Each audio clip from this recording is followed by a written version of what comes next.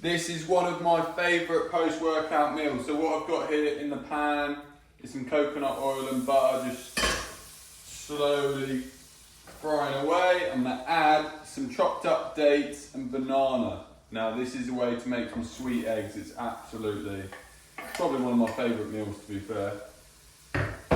Got that, I'm gonna fry that off on a low heat for about 5 minutes. Just let it caramelise a little bit. Here I've got 6 eggs, give them a whisk up.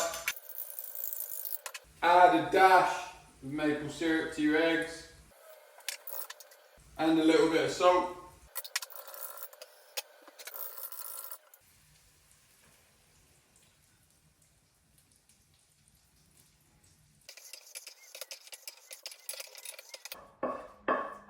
So there you've got it, my post-workout meal. Some pineapple juice, some dates, bananas, fried in some coconut oil, and 6 eggs. This is one of our go-to meals in our household. The kids love it and the wife loves it.